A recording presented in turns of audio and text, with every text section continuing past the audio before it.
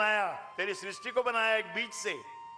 सृष्टि में जो कुछ भी है सब बीज से बना हुआ है, बीजों से बना हुआ है। बीज कहां से आए? पहले वृक्ष आया कि पहले बीज आए? पहले फल आया कि पहले बीज आए? ये चक्कर में मत पड़ो। उस फल का और उस बीज का देने वाला केवल एक वही राम है। जय जय जय जय।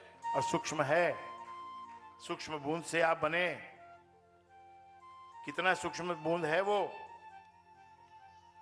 और उसमें आपकी आंखें भी हैं, आपके हाथ भी हैं, पैर भी हैं, आपका हार्ट भी है, आपका पैंक्रियास भी है, आपका गुर्दा भी उसके अंदर है। सब कुछ उसके अंदर समाया हुआ उस बूंद के अंदर। और उसने अंदर इतना बड़ा मस्तिष्क भी आपको दिया हुआ है, उस बूंद के अंदर ही दिया हुआ है। तो इसी प्रकार जब बूंद के अंदर एक मनुष्य समाया हुआ है तो ये राम के अंदर सृष्टि समाई हुई है मेरे भाई। यथा शक्ति परमाणु में विद्युत कोश समान है मंत्र, क्यों शक्तिमय। ऐसा रखिए ध्यान। मंत्र ये एक विशेष शब्दों के समूह को मंत्र कहते हैं, और जो ज्ञान से परिपूर्ण होता है, भरा हुआ रहता है, फुल, उसके अंदर वोल्टेज होती है, उसके अंदर पावर होती है, उसी को मंत्र कहते हैं। बाकी वाक्य कहते हैं, वचन कहते हैं। लेकिन जिस शब्द में या जिस वाक्य में शक्ति समाई हुई है, तारक मंत्र है, तारण करने की शक्ति जिसके अंदर है, तारक मंत्र है, यानी आकर्षित भी करता है। तारक मतलब अपनी तरफ आकर्षित करना, उसको तारक कहते हैं। और तारक का अर्थ जो ये भव सागर में जो सबकी नैया छोटी छोटी पड़ी हुई है, उससे भव सागर की इन बड़ी बड़ी लहरों के ऊपर से तारने वाला तुझको ये राम शब्द है। जय जय जय जय। असफलता तुम्हारा पीछा कर रही है ना, असफलता तुम्हारा पीछा कर रही है। क्यों? कारण किसी को नहीं पता है, कोई ना कोई कारण तो जरूर है। सर झुकाना भी सीखना पड़ेगा, सर उठाकर चलना भी सीखना पड़ेगा, और सर झुकाना भी सीखना पड़ेगा। बड़ी बड़ी डिग्रियां प्राप्त करके अगर केवल आसमान की तरफ देखने का मन हुआ तो कहीं ठोकर लग जाएगी, नीचे भी देखना पड़ेगा। करते रहो, डोंट डाइवर्ट। जो कर रहे हो उसी को करते रहो। एक बार असफल होंगे, दो बार असफल होंगे, तीन बार असफल होंगे, इससे ज्यादा तो असफल होते नहीं कोई। और बहुत ही बुरी किस्मत लेके, यानी कोई बहुत ही अनाड़ी आदमी हो तो 7 बार भी हो सकता है असफल हो जाए, पर मन में भाव रखना चाहिए, मुझे भरोसा राम का जय जय रहे सदा सबका, मेरी जीवन ज्योत है वही मेरा महाराज। मेरा महाराज ही वही है। जय जय। चाहे सूखी रोटी दे, चाहे गीली रोटी दे, चाहे चुपड़ी दे, जय हो। और चाहे मिठाई दे, चाहे अखरोट का हलवा खिलाए, ये तो उसकी मर्जी है भाई, उसकी मर्जी है। सृष्टि में क्या देके उतर जाए, अखरोट का हलवा, पिस्ता और कोई केसरी मिठाई तुमको खिला दे, दूध पिला दे, गाय का दूध पिला दे। लेकिन भैंस बेचारी ने कुछ बुरा नहीं किया है, उसका ही दूध सब लोग पीते हैं। भैंस भी दूध ही देती है। डिफरेंस क्या है?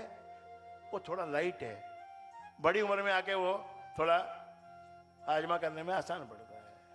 और बंबई में तो लोग भैंस के दूध की मलाई निकाल देते हैं, तो गाय का ही दूध बन जाता है। और गाय वाला भी जो दूध लाता है ना, वो भैंस के दूध की मलाई निकाल के लाता है।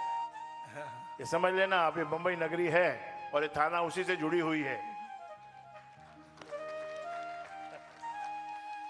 तो आइए आनंद से उस परमात्मा के इश्क में उसके इश्क की चर्चा करें ना। ये तो सब हमने सोच लिया, देख लिया, अब समझ भी लिया कि भाई अपना 7 दिन होते हैं, 7 दिन में एक दिन उसकी वंदना करो, अच्छे 2-3 घंटे बैठ के सत्संग करो, उस सत्संग को अपने घर में ले जाओ, अपने हृदय में ले जाओ, और व्यवहार में कुछ, कोई एक दिन, गुरुवार का दिन, शनिवार का दिन, कोई सोमवार का दिन, जो दिन आपको अच्छा लगे, कोई भी दिन। आप दान करने के लिए कोई दिन का मुहूर्त देखने की जरूरत नहीं है, और शुभ कार्य करने के लिए भी कोई मुहूर्त देखने की जरूरत नहीं है। जय जय। और वैसे अगर आपको कोई कार्य करना हो और आपको ऐसा लगता हो कि जरा घड़ी शुभ हो तो मैं अपना कार्य शुरू करूं, तो उसके लिए मैंने बताया था झुंझुनू में कि घड़ी में टाइम देखो, घड़ी में टाइम देखो, अगर टाइम के अंदर एक डिजिट 2 बार है तो समझना शुभ घड़ी है। जय जय। जैसे 1:00 यानी 2 जीरो हो गए, शुभ है। 1:01 1.01 तो 2 1 हो गए, बेड़ा पार है। फिर 1:02, 1:03, 1:04, 1:05, 1:06, 1:07, 1:08, 1:09 नहीं, फिर 1:10 हो गई तो वापस 2 आ गए, एक एक के 2 आंकड़े आ गए। बस इतना सही ध्यान रखो तो भी ठीक है। और मैं तो कहता हूं इसका भी ध्यान रखने की आवश्यकता नहीं है, तुम राम का नाम लेके कूद पड़ो, तुम्हारा बेड़ा पार हो। जय जय। जय हो। बोलो गुरु राजेंद्र जी महाराज की जय। जहां जहां तुम हो वहां फिर चांदनी को कौन पूछेगा। जहां तुम हो वहां फिर चांदनी को कौन पूछेगा। तेरा दर हो तो जन्नत की गली को कौन पूछेगा। वाह वाह वाह। जहां तुम हो वहां फिर चांदनी को कौन पूछेगा। तेरा दर हो तो जन्नत की गली को कौन पूछेगा। अब ये यहाँ कोई जन्नत से कम है? ये सब पुण्य आत्माएं जो सत्संग में जिसने कदम रख दिया और जो सत्संग की ओर बढ़ गया। तुम्हारा भागवत यही बतलाता है कि युधिष्ठिर ने रखा यज्ञ, और उसके शर्त थी कि इसमें सभी जितने भी साम्राज्य के लोग हैं सब इसमें भोजन पाएंगे। ये तुम्हारे को बताने के लिए है, ये समझाने के लिए है, सत्संग की महिमा को हाईलाइट करने के लिए है। सभी लोग आए, परंतु एक संत ने, एक महात्मा बैठे थे कोई जंगल के अंदर, मना कर दिया उन्होंने, मैं नहीं आऊंगा, मैं जाता ही नहीं ऐसे किसी के यहां, और यदि मुझे बुलाना है तो उसको बुलाओ जिसके पास में 100 यज्ञों का फल हो।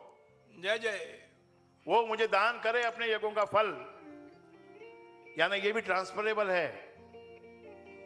आप शुभ करते हो ना, फिर आपके कुछ खाते में शुभ जमा हो जाता है, तो फिर आप किसी के सर पे हाथ रख सकते हो, तो उस आपका शुभ उसको ट्रांसफर होता है। जय जय। संतों के पास भरपूर होता है, इसलिए सब उससे आशीर्वाद लेते हैं। इसीलिए युधिष्ठिर ने कहा यज्ञ सफल नहीं हो रहा है, ये राजसूय यज्ञ, जब तक कि वो महात्मा आएंगे नहीं ये यज्ञ सफल नहीं होगा। परंतु 100 यज्ञों का फल मैं कहां से लाऊं, ये तो मेरा पहला ही यज्ञ है। भीम ने कहा मैं जाता हूं, उठा के ले आता हूं। अरे भाई उठा के तो ले आएगा, परंतु उससे था ना वो संत यहां आ जाएंगे, उसका शरीर आ जाएगा, लेकिन जब तक वो खुद चाह कर नहीं भोजन करेंगे ये यज्ञ सफल नहीं होगा।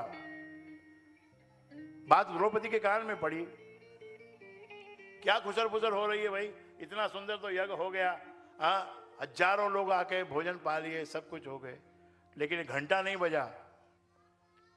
कृष्ण भगवान ने बताया था कि यज्ञ अगर सफल हो गया तो पूर्ण आहुति होगी जब ये घंटा बजेगा, तो ये घंटा तो बजा नहीं। तो क्या बात है कि कोई संत है महात्मा एक ही बचे बाकी तो सब आ गए हैं, सच्चे संत को जीवन में मिलना ही बहुत बड़ा कठिन काम है। वो अपने ढूंढने से नहीं मिलते, वो तो तुमको ढूंढते ढूंढते आ जाते हैं। जय जय जय जय।